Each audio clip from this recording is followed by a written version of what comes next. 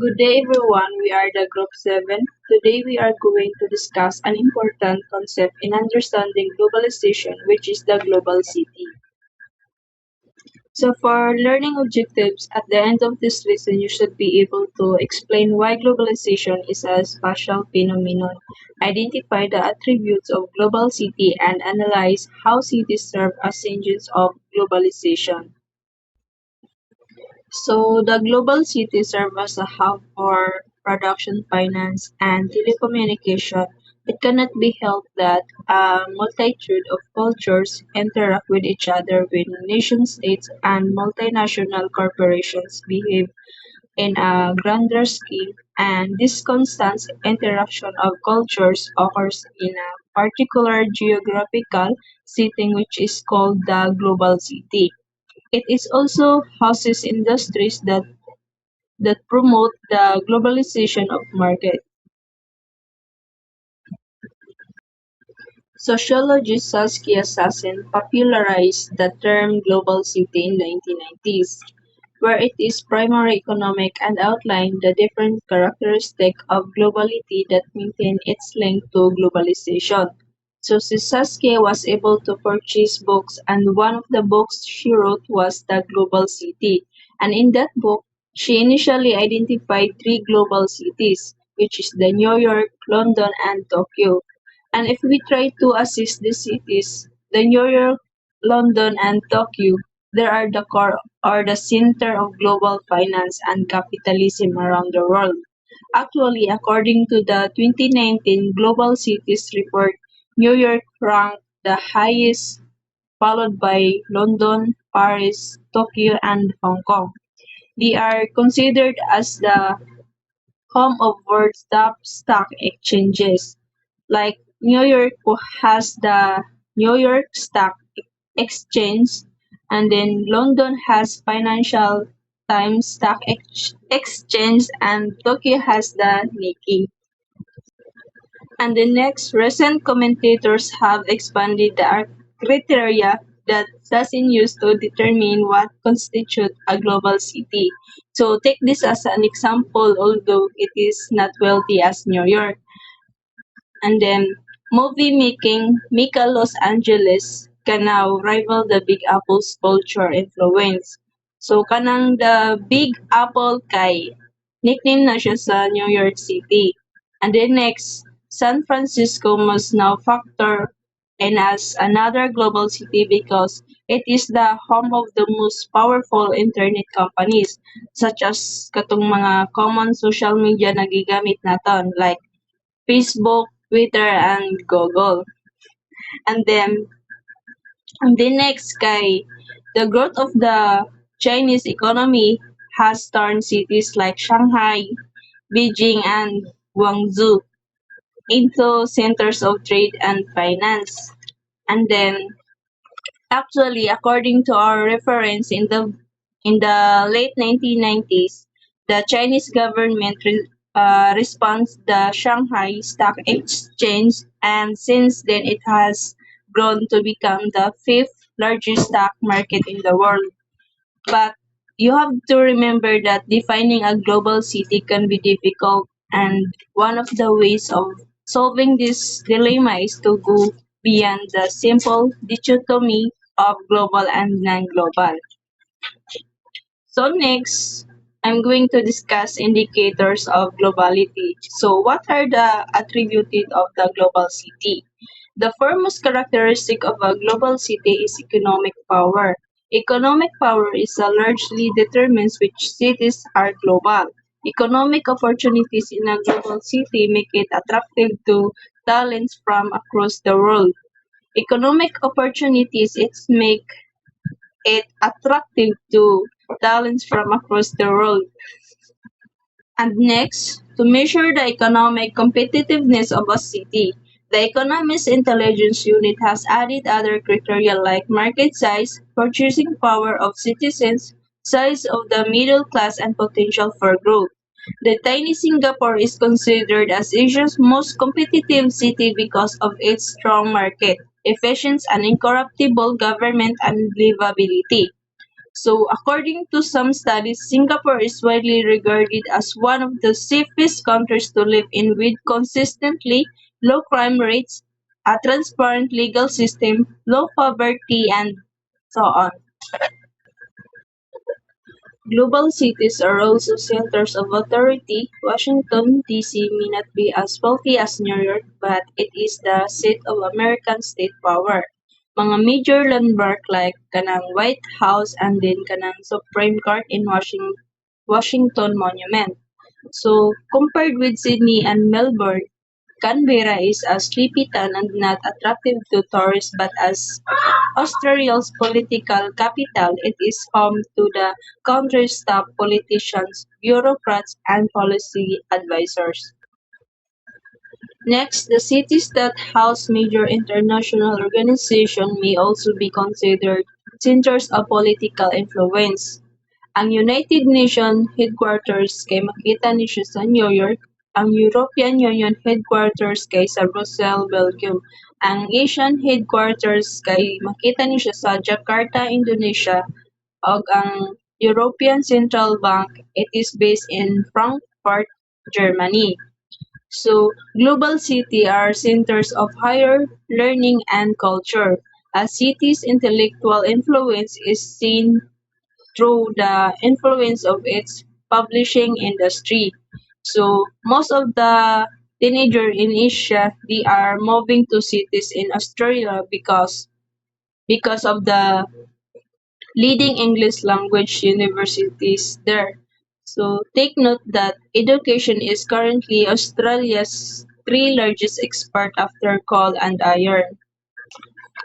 Los Angeles is the center of the American film industry. Our movie making may be considered as a global. Another one is Copenhagen, Denmark, is now considered as a part of the global city because of culinary capitals of the world with its top restaurants and commensurate with its size. And then next kay Manchester, England, many prominent post-punk and new wave bands, Joy Division, The Smiths and the Happy Mondays hailed from this city.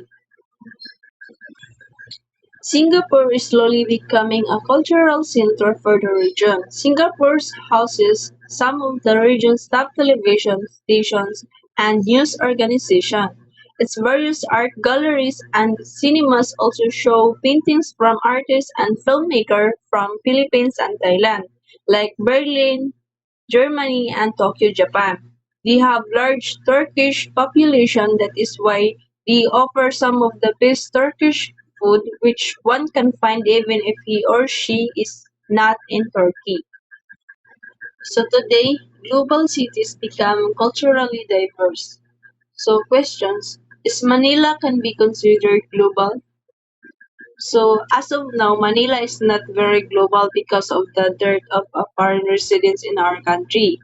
But in Singapore, it is considered as a global city because it has a foreign population of 38%. So for the next part, my partner will continue the discussion. Why studies global cities? So, globalization is a spatial, which means happens in a physical location or places. So, many global activities such as trade, communication, and business happens in the cities. Because of these, cities become more important centers where globalization takes place and spread to the other parts of the world. The challenges of global cities. The global cities also have their undersides.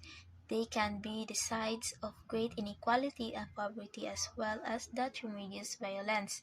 So global cities create winners and losers. So there is an inequality gap between rich and poor country. So denser settlement patterns yield energy savings. Apartment building, for example, are the more efficient to heat and cold than the tiny suburban house. In cities with extensive public transportation system tend to drive less, thereby cut carbon emissions. So Example is New York. There are many public transportation, so less polluted or less ang carbon footprint. So carbon footprint means is a total green gas emissions of an individual. So you all know greenhouse gas can cause global warming, so may disadvantage siya. So not all the cities are dense as New York or Tokyo. So some cities like Los Angeles are urban sprawls with the massive freeways that force residents to spend money on cars and gas. So for example, food products travel from place to another place. So the mode of transportation to deliver is a bus, train, and other transportation. But it consumes gas, therefore it increases carbon emissions. So why do we consider carbon emission bad? So of course, because they contribute pollution, climate change, and global warming. So urban areas consume most of the world energy. Cities only cover 2% of the world land mass, but they consume 78% of global energy. Therefore, if carbon emission must be cut to prevent global warming, this massive energy consumption in the cities must be curbed. So the major terror attacks of recent years have also targeted cities. Cities, especially those global influence, are obvious targets for terrorism. So for example, the most famous 11/9 attack which happened on September 11, 2001. Then November 2015 attacks in Paris by Islamic State of Iraq and the Levant, the global city, and the poor. So the massive inequality was very pronounced in cities. Some large cities, particularly those in the Scandinavia, have found ways to mitigate inequalities through state-led social redistribution programs. So Scandinavia is like term nagikuan niya sa lugar na Norway, Sweden, and Denmark. So Scandinavia, they implemented ways to at least minimize or lessen the inequality of their respective place. Yet, many cities, particularly those in developing countries, are sites of contradiction. So in this place like Mumbai is India, Jakarta and Manila, it is common to find gleaming buildings alongside with the massive shanty towns. So in this picture show gleaming buildings So gleaming buildings is a modern glass structure nga taas kayo.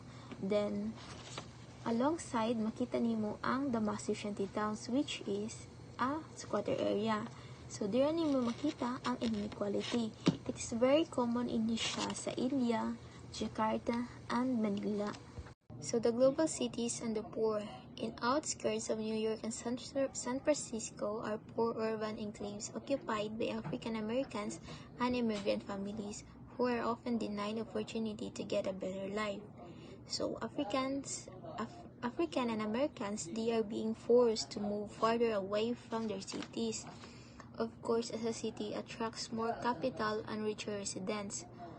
Of course, ang mga products mas high price siya, and no choice ang mga poor resident but to relocate and go far away, so look for a place not cheaper on prices na palitunon. So this phenomenon is called gentrification. So gentrification is a phenomenon of driving out the poor in favor of a newer, wealthier residents. So in Australian cities, poor Aboriginal Australians have been most acutely affected by gentrification. Transformed Muslim migrants are forced out of Paris and have clustered around the ethnic and enclaves known as Banlieue. In most of the world global cities, the middle class are also thinning out, so globalization creates high-income jobs that are concentrated in global cities. In places like New York, there are high-ruling American investment bankers whose children are raised by Filipino maids.